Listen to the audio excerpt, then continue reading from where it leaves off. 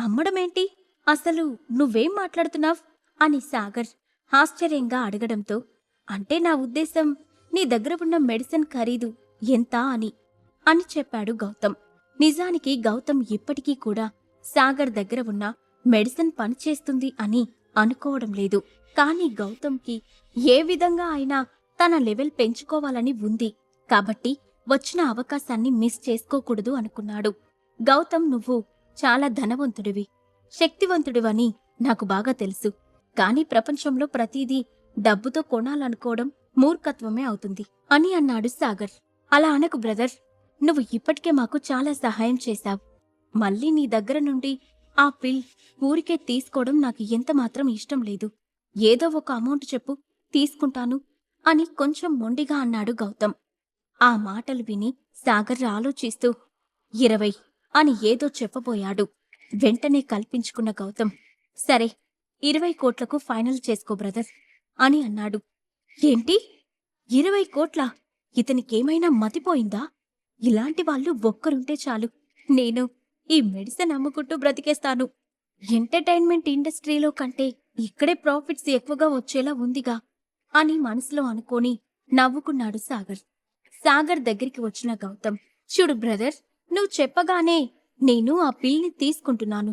అది కాని వర్క్ అవ్వకపోతే ఆ తర్వాత ఏం జరుగుతుందో నీకు ప్రత్యేకంగా చెప్పాల్సిన అవసరం లేదనుకుంటా. సో నాతో డీల్ చేసేటప్పుడు నువ్వు కొంచెం కేర్ఫుల్గా ఉండటం మంచిది అని క్రూరంగా నవ్వుతూ హెచ్చరించాడు.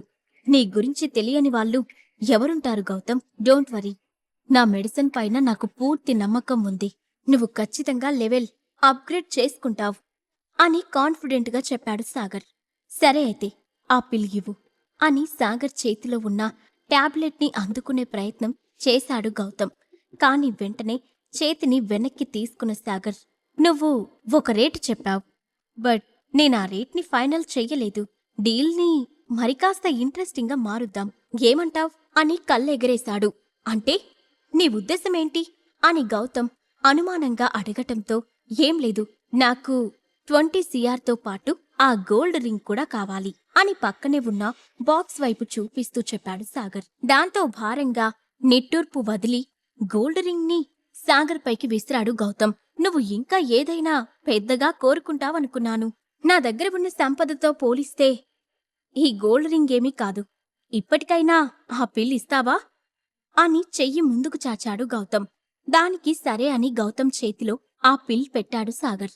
ఆ తర్వాత తన మనుషులకి పిలిచి డబ్బులు ట్రాన్స్ఫర్ చెయ్యమని చెప్పి లోపలికి వెళ్ళిపోయాడు గౌతమ్. సాగర్ కూడా డబ్బు ట్రాన్స్ఫర్ అయిన వెంటనే అక్కడి నుండి తిరిగి ఇంటికి వచ్చేశాడు. సోఫాలో అతని కోసమే ఎదురుచూస్తూ కూర్చుంది అఖిల. సాగర్, నిన్న ఇంటికి రాలేదు, ఎక్కడికి వెళ్ళావ్? ఫోన్ చేస్తే స్విచ్ ఆఫ్ అని వచ్చింది. నేను ఎంత కంగారు పడ్డానో తెలుసా అని ఆందోళనగా అడిగింది అఖిల. నిన్న పనిలో ఉండి చూసుకోలేదఖిల, ఫోన్ కూడా ఛార్జ్ లేక స్విచ్ ఆఫ్ అయిపోయింది అని టక్కున అబద్ధం చెప్పాడు సాగర్. అయ్యో అవునా అంది అఖిల. ఆమె ఏదో చెప్పడానికి ఇబ్బంది పడటం గమనించిన సాగర్, ఏంటఖిల, ఏదైనా చెప్పాలా అని తన థింగ్స్ టేబుల్ పైన పెడుతూ అడిగాడు. అవును, మా ఫ్రెండ్ ఒక పార్టీని ఆర్గనైజ్ చేసింది, నన్ను కూడా ఇన్వైట్ చేసింది. ఇంట్లో ఒక్కదాన్నే ఉండటం వల్ల బోర్ కొడుతుంది సాగర్. నువ్వు ఫ్రీగా ఉంటే నన్ను ఆ పార్టీకి తీసుకుని వెళ్తావా అని చిన్నగా అడిగింది అఖిల. సరే, నేను కాస్త ఫ్రెష్ అయి వస్తాను, నువ్వు కూడా రెడీ అయి ఉండు అని చెప్పి లోపలికి వెళ్ళిపోయాడు సాగర్. కొద్దిసేపటి తర్వాత ఫ్రెష్ అయి బయటకు వచ్చిన అతనికి చందమామనే చీర కట్టినట్టు అందంగా ముస్తాబైన అఖిల కనిపించింది. ఆమెను అలా చూడగానే సాగర్ గుండె అదుపు తప్పింది. తననే గమనిస్తున్న సాగర్ని చూడగానే అఖిల బుగ్గలు సిగ్గుతో బ్లష్ అయ్యాయి.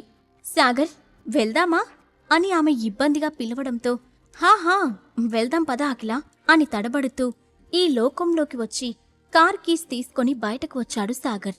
అఖిల తన భర్త వెనకే బయటకు వచ్చి కారులో ఎక్కి కూర్చుంది. కారులో కొంత దూరం వెళ్లిన తర్వాత, మనం ఎక్కడికి వెళ్తున్నాం అని అడిగాడు సాగర్. యాక్చువల్లీ మా అమ్మ classmates get together party Sagar. అక్కడికి అమ్మ ఫ్రెండ్స్ అందరూ వాళ్ళ పిల్లల్ని తీసుకొని వస్తున్నారు. అందుకే మమ్మీ కూడా నన్ను రమ్మని పిలిచింది. నీకు ఇబ్బందిగా ఉంటే నన్ను డ్రాప్ చేసి వెళ్ళిపోవచ్చు అని సాగర్ ముఖంలోకి చూస్తూ చిన్నగా చెప్పింది అఖిల. ఆమె మాటలకు పెద్దగా రెస్పాన్స్ ఇవ్వకుండా కార్ డ్రైవింగ్ కంటిన్యూ చేశాడు సాగర్. నిజానికి అఖిలకి సంతోషాన్ని ఇచ్చే ఏ పనిని సాగర్ కాదనలేడు. అందుకే ఆమె కొన్ని రోజుల క్రితం ఆ ఇంటి నుండి బయటకు వచ్చినా కాదనలేదు. ఇప్పుడు మళ్ళీ తన తల్లిదండ్రులతో మాట్లాడుతున్నా కాదనడం లేదు. తనకిప్పుడు ఎలాగో పేరెంట్స్ రిలేటివ్స్ దగ్గరగా లేరు కాబట్టి అఖిలకు ఈ సంతోషాన్ని దూరం చెయ్యకూడదు అనుకున్నాడు. దాదాపు గంట ప్రయాణించిన తర్వాత వాళ్ళిద్దరూ వెన్యూకి చేరుకున్నారు. అక్కడ జరుగుతున్న పార్టీలో శైలజారెడ్డి కొంతమంది పాత స్నేహితులతో టీ తాగుతూ ముచ్చట్లు పెట్టింది. అఖిలను చూడగానే అప్రయత్నంగా ఆమె ముఖంపై చిరునవ్వు వచ్చి చిగురించింది. కాని ఆమె పక్కనే ఉన్న సాగర్ని చూడగానే ఆ నవ్వు పూర్తిగా మాయమైపోయింది. కాని ఇంతమంది స్నేహితుల మధ్య అల్లుడిని అవమానిస్తే తన పరువే పోతుంది అనుకోని సైలెంట్గా ఉండిపోయింది. హే శైలజా, మీ అమ్మాయి చాలా అందంగా ఉందే, అన్నీ నీ పోలికలే అని ఒక ఫ్రెండ్ ఆమెతో చెప్పడంతో స్వప్నలోక్ మీడియాలో జరిగిన డీల్లో మీ అమ్మాయి ముఖ్య పాత్ర పోషించిందని విన్నాను, నిజమేనా అని ఇంకొక స్నేహితురాలు అడిగింది. నువ్వు చెప్పింది నిజమా? మన శైలజ వాళ్ళ కూతురు అంత పవర్ఫుల్లా? ఇంత చిన్న వయసులోనే ఇంత సాధించిందంటే నిజంగా గ్రేటే అని పక్కనున్న మరొక ఫ్రెండ్ అనడంతో శైలజారెడ్డి ముఖం పైన తిరిగి చిరునవ్వు కనిపించింది. అందరూ తన కూతుర్ని అలా పొగుడుతూ ఉంటే ఆమెకు చాలా గర్వంగా ఉంది. తర్వాత ఒక్కొక్కరు తమ తమ పిల్లల్ని అందరికీ పరిచయం చేశారు. అక్కడ ఉన్న వాళ్ళందరూ దాదాపు రిచ్ ఫ్యామిలీస్కి చెందిన వాళ్లే. వాళ్లలో కొంతమంది వ్యాపారస్తులైతే మరికొందరు మెడికల్ ప్రొఫెషనల్స్. అదే సమయంలో ఒక మహిళ సాగర్ వైపు చూస్తూ, హే శైలజా, ఇంతకీ ఇతనెవరు? మీ అమ్మాయి చుట్టూనే తిరుగుతున్నాడు అని కుతూహలంగా అడిగింది. ఆమె పేరు శ్రీదేవి. ఆవిడ ఎప్పుడూ శైలజతో తన హోదా పోల్చుకుంటూ ఉంటుంది. అందుకే సాగర్ని ఉపయోగించుకొని శైలజను అవమానించాలి అనుకుంది ఆవిడ. అఖిల అందరి వైపు చూస్తూ, ఈయన నా హస్బెండ్, పేరు సాగర్ అని నవ్వుతూ అందరికీ పరిచయం చేసింది. హో, అయితే ఇతనే శైలజారెడ్డి అల్లుడన్నమాట. నీ గురించి నేను చాలా విన్నాను బాబూ. నువ్వు చాలా పెద్ద కంపెనీలో పనిచేస్తూ ఉంటావంట కదా అని అంది శ్రీదేవి. ఆమె కావాలనే శైలజని ఇబ్బంది పెట్టాలని చూస్తుందని అందరికీ అర్థమైంది. మరి పార్టీలో జరుగుతున్న అవమానాన్ని సాగర్ ఎలా హ్యాండిల్ చేస్తాడు? శైలజారెడ్డి పరువు మర్యాదలను సాగర్ నిలబెడతాడా? ఈ ప్రశ్నలకు సమాధానం తెలుసుకోవాలంటే నెక్స్ట్ ఎపిసోడ్ వినాల్సిందే.